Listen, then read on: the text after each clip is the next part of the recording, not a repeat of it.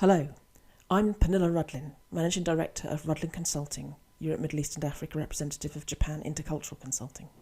This screencast is of a speech I made in September 2019 to Japanese business representatives at an event hosted by the Embassy of the Netherlands in the UK and the Japan External Trade Relations Organisation of Amsterdam. I recently published a book of articles that I wrote over the past 15 years, based on my experiences of working with Japanese companies in Europe. I decided to group them around the theme of how to build trust across cultures, particularly between Japan and Europe. Shinrai, the title in English, means trust in Japanese. Japanese companies are very well trusted in Europe by employees as stable, benevolent employers, by governments as long-term investors who pay their taxes, and by societies as good corporate citizens.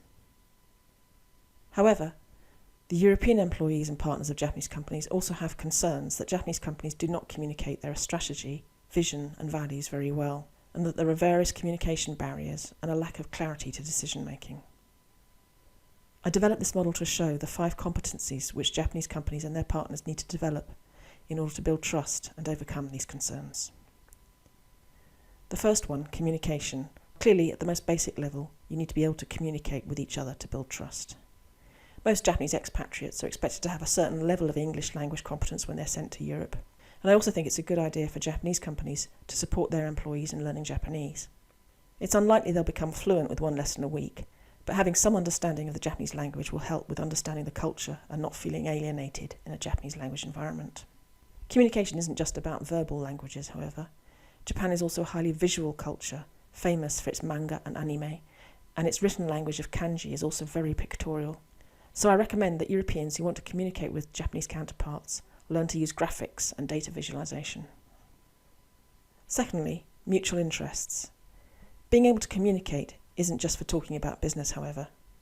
In Europe, managers and colleagues use small talk as a way of understanding the other person's situation, to have some empathy. That way, negotiations are based on an understanding of mutual interests, and acceptable compromises can be reached.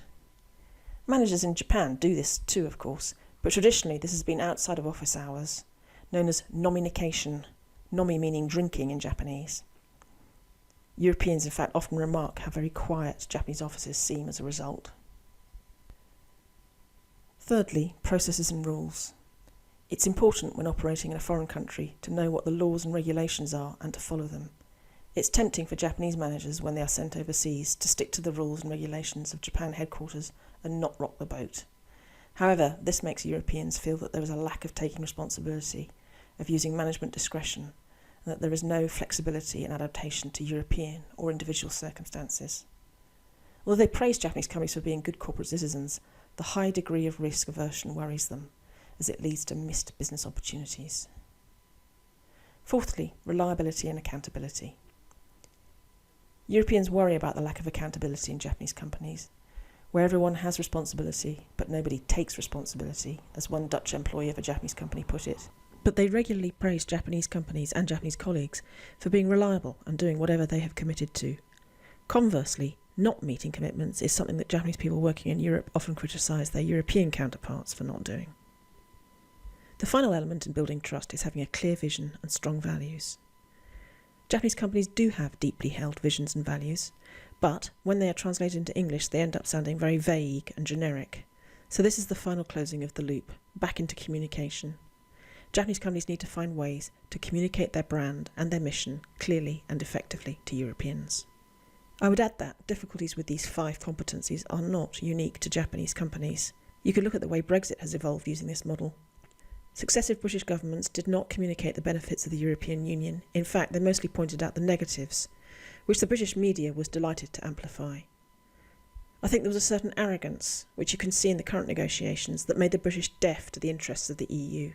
Many EU nations, particularly Germany, have much more process-oriented approaches to negotiations, whereas the British think they can wing it.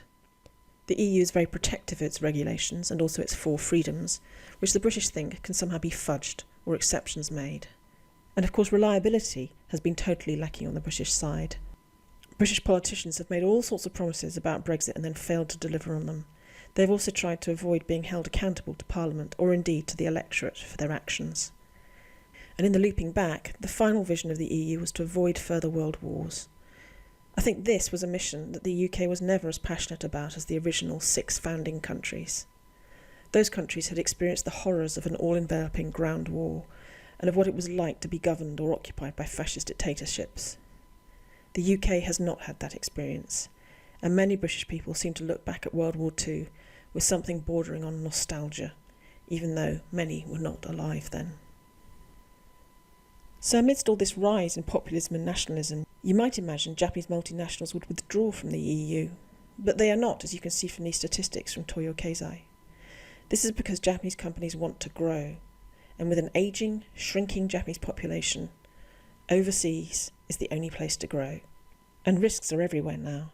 Brexit is not the only threat to the rules-based international order. Within Europe, the Netherlands is doing well in terms of growth of the numbers of Japanese companies, along with Germany. Especially as the population is much smaller in the Netherlands than other EU countries, it's clear the density of Japanese companies in the Netherlands is pretty high. This is partly because, along with Germany and the UK, the Netherlands is a popular place to base holding companies and European headquarters. And indeed, there is a thriving Japanese community in the Amsterdam and the Amstelveen areas, with Japanese schools, restaurants, shops, business organisations and professional services. There is also a significant increase in Japanese companies in Eastern Europe, which is largely in automotive manufacturing. Employee numbers are an even better indication of the quality of investment. The number of companies can be misleading if the companies are just holding companies or brass plate, or multiple branches of the same company. And the Netherlands is a popular place for brass plate only registration because of the favourable legal and taxation environment for this. But actually, Japanese tax haven laws are making this a less influential factor, and the Netherlands, the EU and the OECD are all working towards reducing the opportunities to avoid corporate taxes. In fact, the Netherlands has plenty of Japanese companies with substantial employee numbers, often as a result of acquisitions. Toyota Industries acquired Vanderlande, Canon acquiring Osei, or organic growth such as Ricoh, Fujifilm or Nippon Express. Toyo Keizai has not been very accurate in allocating employee numbers to countries after multinational acquisitions, so the data on my left are the reworked figures. It is usually said that Japanese companies have created over 400,000 jobs in Europe. If you add in the acquisitions, this doubles that figure. Manufacturing is important because it is usually greenfield job creation and has a big ripple effect through the supply chain and supporting services. A large proportion of UK employees of Japanese companies are in manufacturing, Nissan, Honda and Toyota, and related supply chain companies, but there are also substantial employee numbers in IT, outsourcing and financial services. Another way of measuring where Japanese companies have substantial presence is looking at how many Japanese corporate expatriates are hosted by each country. As you can see, the largest number of corporate expatriate Japanese are in the UK, and this has been the case for a while. This is because many of the regional headquarters of Japanese companies, particularly those with a large number of Japanese expats, such as trading companies and banks, are in London.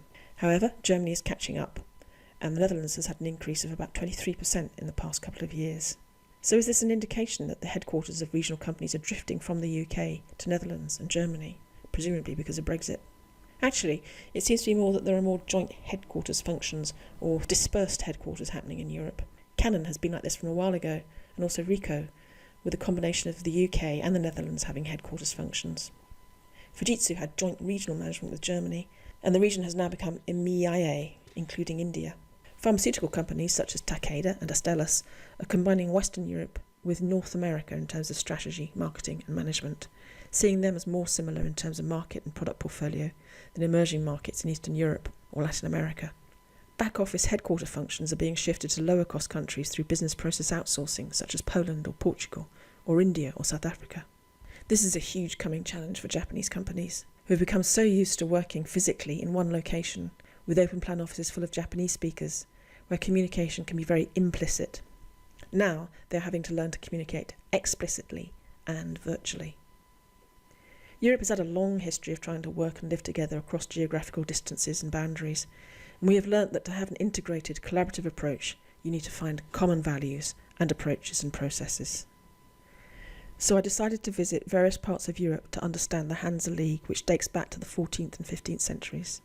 Norwich, where I now live in the UK, was an outpost of the Hansa League. In fact, it's easier and quicker to get to Amsterdam than to London, even now.